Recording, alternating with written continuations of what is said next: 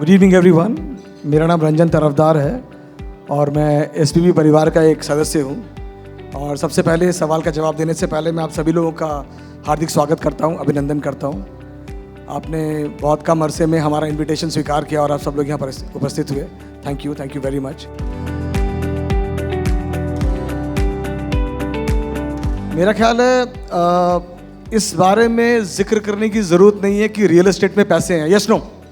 मतलब ये क्लैरिटी अब सबको हो चुकी है कि जो भी इस वक्त इस महफिल में बैठा हुआ है और वो रियल एस्टेट के बिजनेस में है, तो they are in the business of gravity, गुरुत्वाकर्षण के व्यापार में हम अर्थ के बिजनेस में हैं, रियल एस्टेट के बिजनेस में हैं। हर वो चीज़ जो स्थिर है, खड़ी है, वो सिर्फ ग्रेविटी की वजह से खड़ी है। तो सबसे पहले तो हम ये जान लें कि हम बहुत ही सेफ बिजनेस में हैं। अब आपका सवाल है कि कमर्शियल सेक्टर में ज़्यादा पैसा है कि रेसिडेंशियल सेक्टर में ज़्यादा पैसा है? Is this the question? Yes, बिल्कुल सर। ये बड़ा ट्रिकी और टेक्निकल क्वेश्चन है। लोगों ने पिछले गत वर्षों में दोनों ही सेक्टर में पैसे बनाए हैं। रेसिडेंशियल सेक्टर में भी लोगों ने बहुत पैसे बनाए हैं और कमर्शियल सेक्टर में भी बहुत पैसे बनाए हैं। लेकिन अगर मुझे किसी एक को चुनना होगा तो मैं बताऊंगा कि कमर्शियल सेक्टर में ज़्यादा पैसे बनने की उम्मीद होती है, क्योंकि वो नाम से ही समझ में आता है कि कमर्शियल सेक्टर है। You got it? सो अगर दोनों में से चुनना है और ये देखना है कि ज़्यादा ग्रोथ, ज़्यादा पॉसिबिलिटी, स्पीड, वेलोसिटी किस में ज़्यादा है, तो मेरी समझ में कमर्शियल सेक्टर में थोड़े ज़्यादा पैसे बनाए जा सकते हैं रियल एस्टेट के बनिस्पत। लेकिन लॉन्ग टर्म में मेरा ख्याल है दोनों ही बराबर हैं।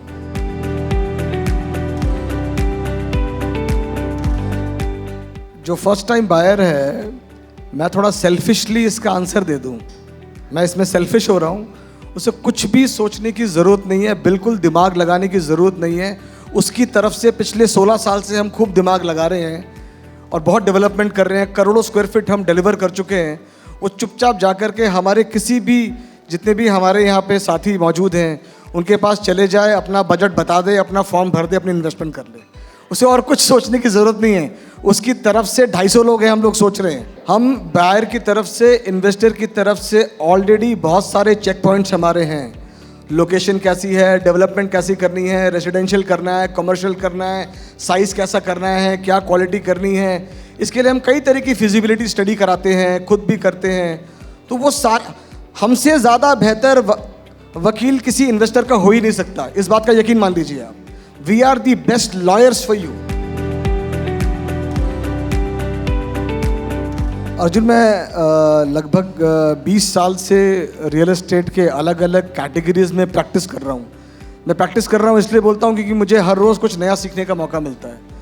मैंने अपने पूरे करियर में residential, commercial, retail, malls, hotels, industrial, SEZ, लगभग हर तरह के सेक्टर्स में कुछ ना कुछ सीखा ही है। मैं अपने तजुर्बे के साथ कह सकता हूँ कि एंट्री करने का सबसे सुनहरा और सही मौका होता है जिस दिन प्रोजेक्ट प्री लॉन्च जैसे स्टेजेस में होता है।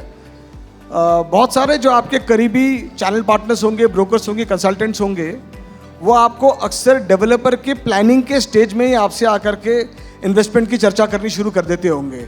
इसी तरह से मार्केट चलती है। So this is the right stage. मतलब किसी भी डेवलपमेंट के कितनी जल्दी, कौन से फर्स्ट स्टेज में आप एंटर कर रहे हो, तो वो सबसे बेहतर एंट्री का पॉइंट होता है।